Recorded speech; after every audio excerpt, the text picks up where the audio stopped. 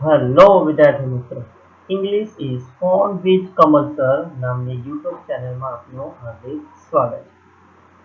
તો વિદ્યાર્થી મિત્રો, આજે આપણે 10મા ધોરણના અતિ એક મહત્વનો એક ગ્રામેટિકલ પોઈન્ટ છે કે જે આપણે ભણવા માટે જઈ રહ્યા છે એ છે ઈમેલ રાઇટિંગ, કે જે સેક્શન ઈ ની અંદર 56 નંબરના ક્વેશ્ચન્સમાં 5 માર્ક્સનું પૂછાય છે.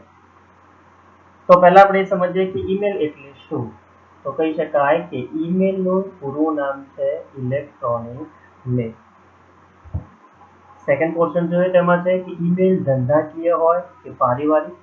સામાન્ય રીતે પત્ર કરતા વધુ સાહસિક એટલે કે સરળતાથી એને લખી શકાય.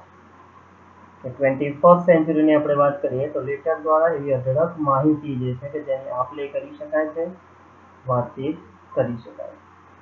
તો ઈમેલને મિત્રો લખવો કેવી રીતે, એના માટે અલગ અલગ પાર્ટ્સ મેં જે છે તૈયાર કર્યા છે.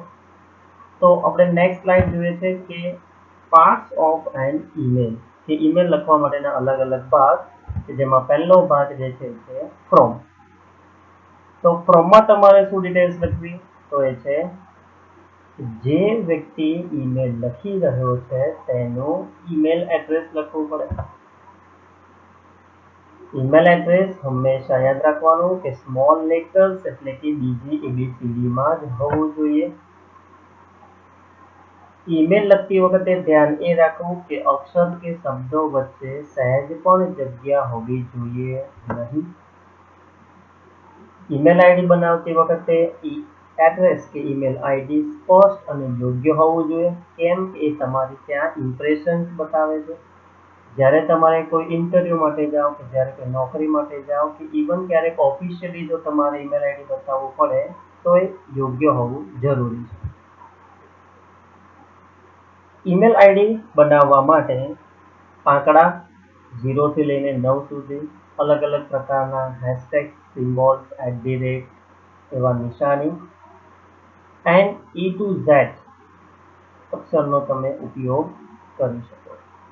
સપોઝ એક્ઝામ્પલ આપણે લઈએ કે આનંદ પુરોહિત 2020@gmail.com. તો વિદ્યાર્થી મિત્રો ધ્યાન એ રાખવું કે આનંદ પુરોહિત, પછી આંકડા છે, પછી સિમ્બોલ છે, પછી gmail.com છે, તેમાં ક્યાંય પણ સ્પેસ જોવા તમને મળતી નથી.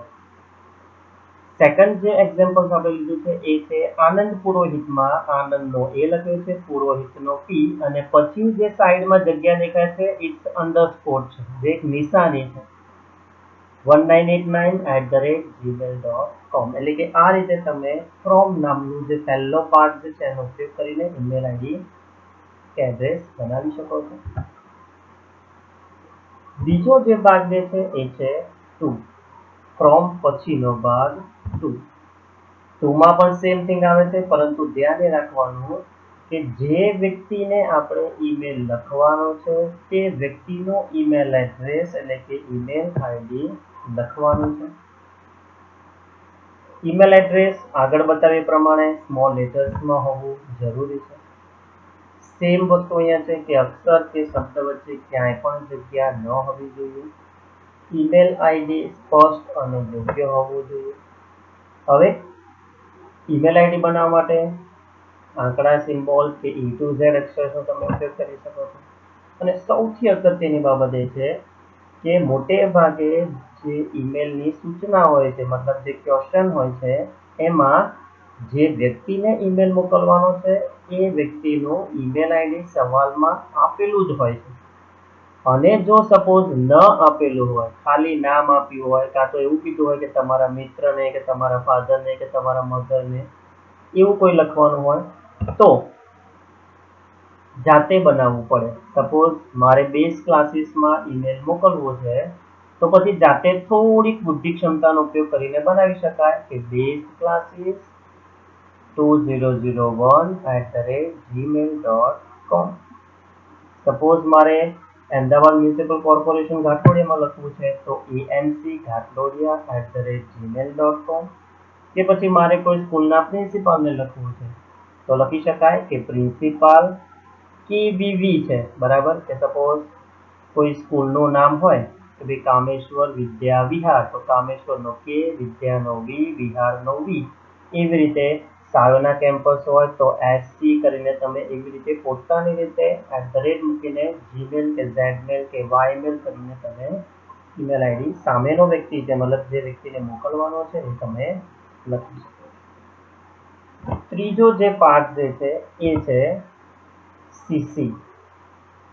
CC નું ફૂલ ફોર્મ છે કર્ટેસી કોપી. મતલબ જનરલી તમે જોયું હોય કે ભાઈ કાર્બન કોપી, કે એક વખત તમે લખો એના પછી બીજા પેજમાં ઓટોમેટિક કોપી કરી દે, તો આ જે CC છે એને કહેવાય કર્ટેસી કોપી.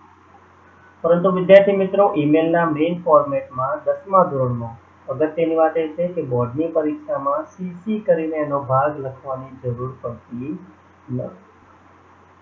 નેક્સ્ટ જે ચોથો પાર્ટ જે છે એ છે BCC.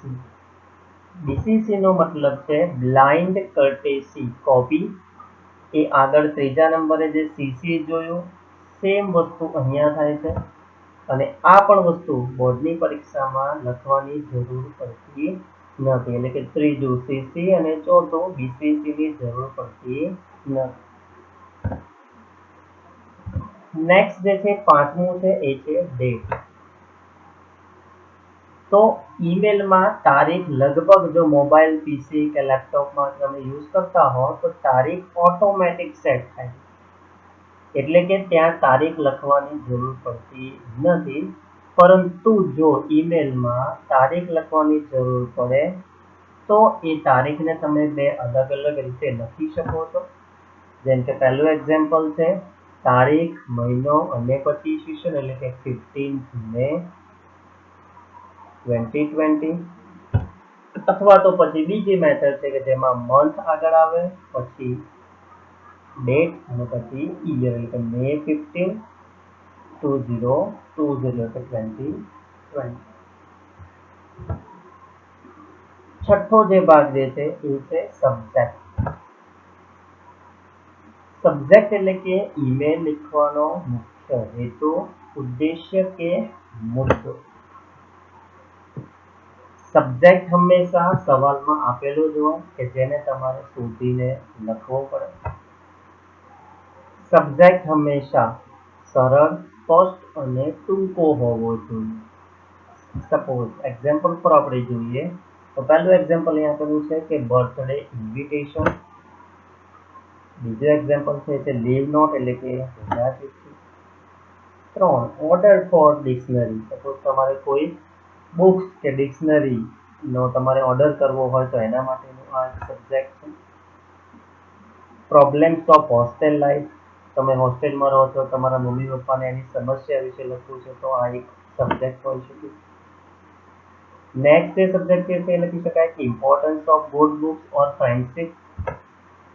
એન્ડ લાસ્ટમાં એક્ઝામ્પલ છે grand celebration of the teachers day, એટલે કે શાળામાં કોઈ ફેસ્ટિવલ્સ હોય કે કોઈ ડેઝનું સેલિબ્રેટ કર્યું હોય તો તમે આ રીતે એનું એક્ઝામ્પલ લખી શકો. આગળ વિદ્યાર્થી મિત્રો, સાતમો જે ભાગ જે છે એ છે સેલ્યુટેશન. સેલ્યુટેશન એટલે સંબોધન. જે વ્યક્તિને આપણે ઈમેલ મોકલવાનો છે તે વ્યક્તિ માટેનું સંબોધન કે જે ખાસ કરીને ડાબી બાજુએ લખવું બહુ જ આવશ્યક છે. હવે એમાં આપણે 4 એક્ઝામ્પલ લઈએ છીએ કે સપોઝ પરિવારના સભ્યો હોય, જેમ કે મધર હોય, ફાધર હોય, બ્રધર, સિસ્ટર, તો એના માટે આપણે લેફ્ટ સાઈડ થી સ્ટાર્ટ કરવું પડે, ડિયર ફાધર અથવા તો મધર. સેકન્ડ એક્ઝામ્પલ લઈએ કે જો મિત્ર વર્તુળ હોય, મીન્સ તમારો મિત્ર, સખી, બહેનપણી હોય તો એના માટે ડિયર ફ્રેન્ડ લખવાનું, પછી અલ્પ વિરામ કરવાનું, અને અલ્પ વિરામની નીચેથી તમે તમારા ફ્રેન્ડ્સનું નામ લખી શકો, જેના એક્ઝામ્પલમાં આપ્યું છે સપોઝ દર્શન. ત્રીજું છે કે અપરિચિત વ્યક્તિ હોય, કે સપોઝ નવનીત હાઉસમાં આપણે મેલ લખીએ છીએ તો એ વ્યક્તિ આપણા માટે અપરિચિત છે, તો એના માટે ડિયર લખવું જરૂરી નથી, તમે સર કે મેડમ લખી શકો છો. અને ચોથું જે છે આદરણીય કે માનનીય વ્યક્તિ હોય ત્યારે, સપોઝ તમે સ્કૂલમાં પ્રિન્સિપલને ઈમેલ લખો છો તો એ સમયે તમારે રિસ્પેક્ટેડ સર કે રિસ્પેક્ટેડ મેડમ એ લખવું બહુ જ આવશ્યક છે।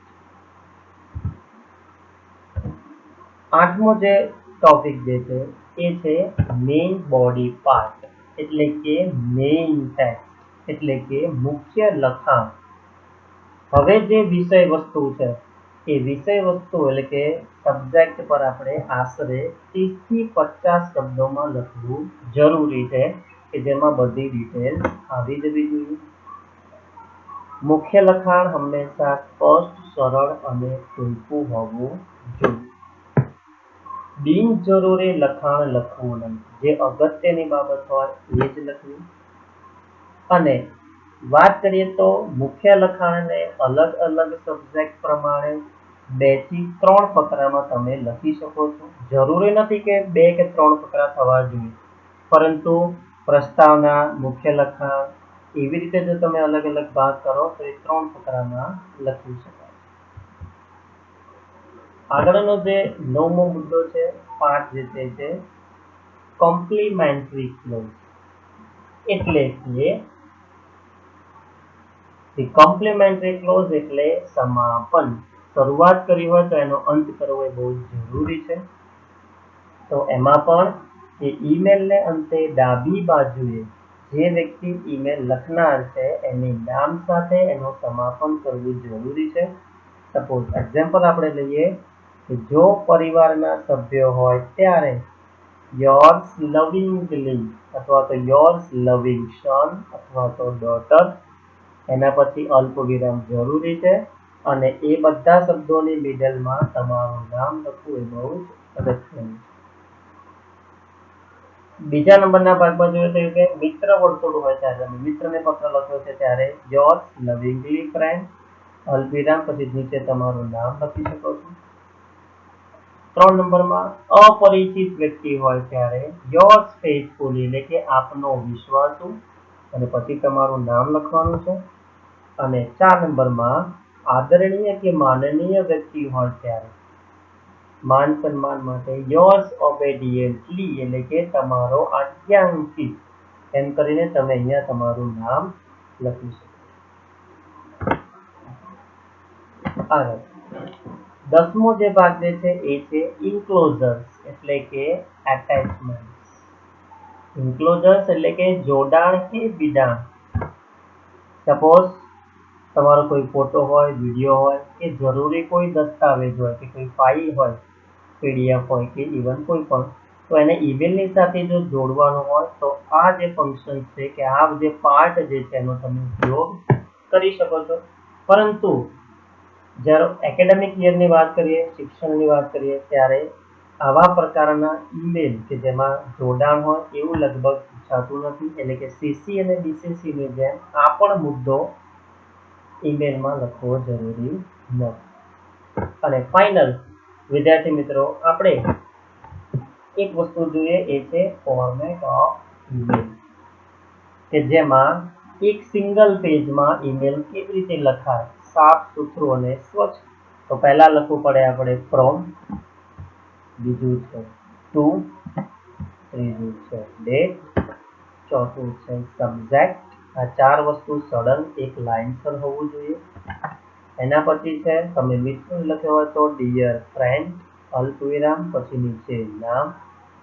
એના પછી ફર્સ્ટ પેરેગ્રાફમાં તમે 1 કે 2 કે અઢી લાઈન તમે આ રીતે મૂકી શકો છો।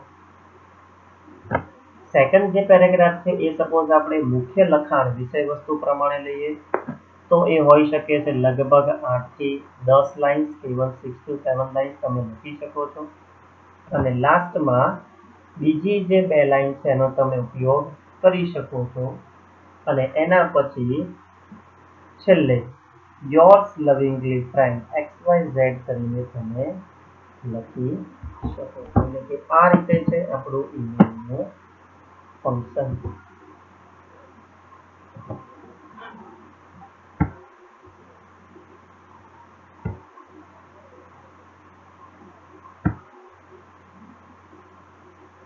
આગળ વાત કરીએ હોમવર્કની તો આટલું ઈમેલ રાઇટિંગ તમે શીખ્યા પછી તમારા માટે અહીંયા 3 જે હોમવર્ક જે છે એ ઈમેલમાં આપેલા છે। જેમ કે પહેલું છે Write an email in about 30 words on behalf of Rina Patel to her friend Bhumika Panchal on bmp2072@gmail.com, inviting her to spend the summer vacation with her at her village. Second is write an email in about 30 words on behalf of Hiten Chauhan to his friend Mayank Agrawal on email ID આપેલું છે ma2020@gmail.com about importance of good friendship books. And the last જે છે write an email in about 30 words to your friend. અહીંયા તમે કોણ છો, સામેનો વ્યક્તિ કોણ છે આપેલું નથી. telling him how you have prepared for the board exam. તમે પરીક્ષાની તૈયારી કેવી રીતે કરી છે એના વિશે તમારે મિત્રને પત્ર લખવાનો. તો આ રીતે વિદ્યાર્થી મિત્રો મેં સરળતાથી ઈમેલ રાઇટિંગ કેવી રીતે લખવું એના વિશે તમને ડિટેલ્સ જણાવી છે. વિડીયો જોયો એના માટે ખૂબ ખૂબ આભાર. મારી ચેનલને સબસ્ક્રાઇબ કરો, લાઈક કરો.